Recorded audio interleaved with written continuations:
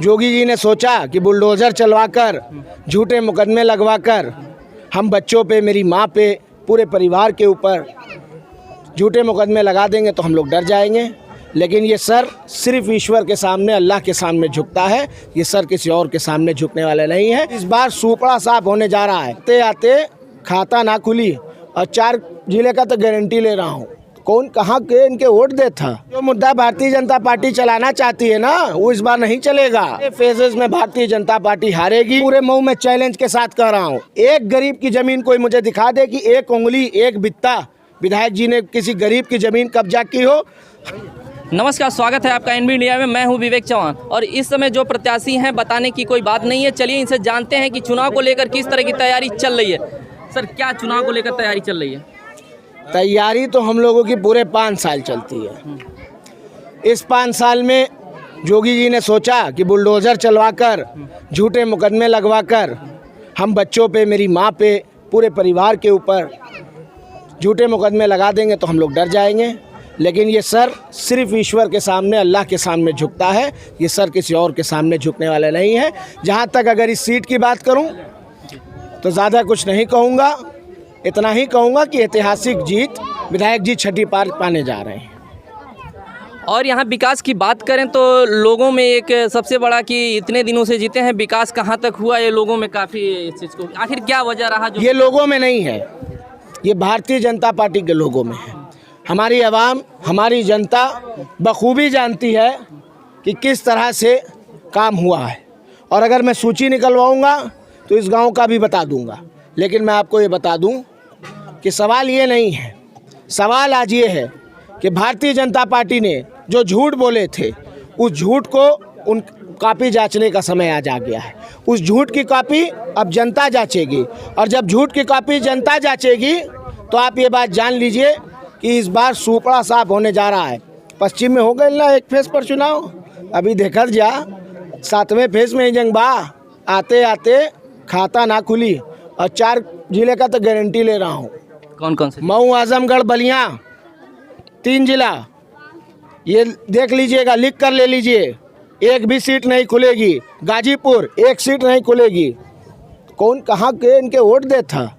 सब परेशान है, गरीब परेशान है, बेरोज़गार परेशान है, नौजवान परेशान है। बेरोज़गारों का ये हाल है कि सड़क पर बैठ रहे तो लाठी मारी जा रही है।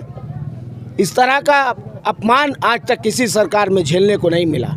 और ये बात जान लीजिए कि जब अहंकार की पराकाष्ठा हो जाती है, जब लोग ये समझने लगते हैं कि हम भगवान हो चुके हैं, तब पृथ्वी, तब कुदरत एक करवट लेती है और फिर सब कुछ तहस नहस हो जाता है। और वही इनके साथ होने जा रहा है। आज जनता परेशान है और जनता ही इनको सबक सिखाने जा रही है। क्या इस बार मुद्दा होगा आप लोग? मुद्दा यही है, गरीब, बेरोजगार, किसान। अभी तो आपको बताया, बेरोजगार, यही मुद्दा है। और इस मुद्दे पर चुनाव लड़ेंगे। और जो मुद्दा भारतीय जनता पार्टी चलाना चाहती है ना, वो इस बार नहीं चलेगा। बहुत हो गया, अब नहीं चलेगा वो। क्या लगता है गठबंधन से कुछ असर पड़ेगा इस बार भाजपा पे? गठबंधन निश्चित तौर से पूर्ण बहुमत की सरकार बनाएगा। गठबंधन की भारी जीत हो रही है। सारे फेजेस में भारतीय जनता पार्टी हारेगी।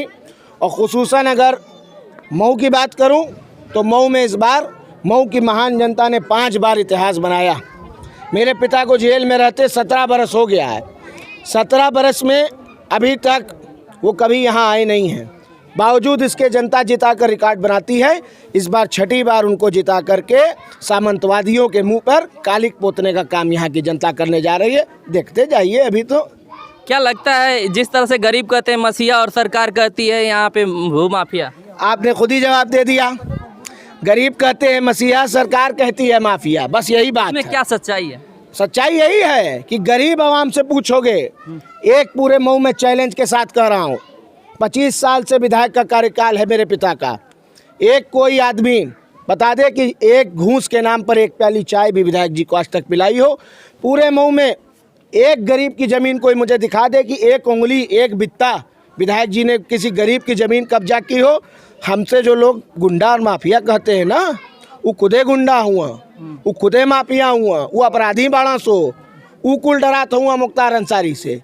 गरीब के दिल में मुख्तार अंसारी राज करता है। योगी जी कह रहे हैं कि बुलडोजर हमें भूमाफियाओं पे चला रहे हैं।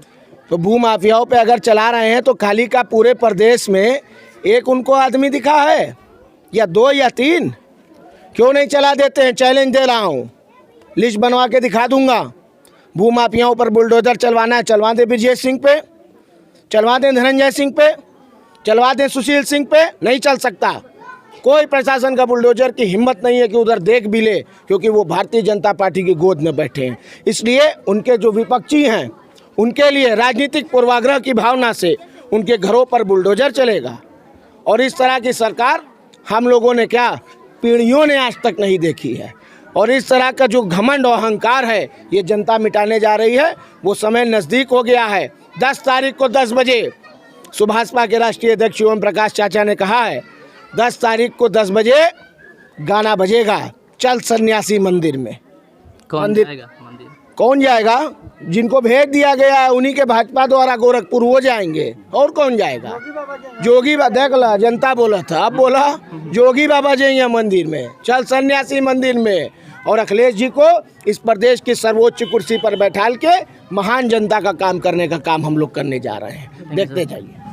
तो देख सकते हैं यहाँ पे जिस तरह से ये प्रत्याशी थे और डोर टू डोर यहाँ पे जनता से चर्चा कर रहे थे, तो हम सीधे ऐसे ही डोर टू डोर संपर्क कराएंगे उन प्रत्याशियों से जो सदर विधानसभा क्षेत्र में इस समय चुनावी चर्चा में निकले हुए हैं। और जनता को क्या इस बार देंगे ये तो जनता ही बताएगी।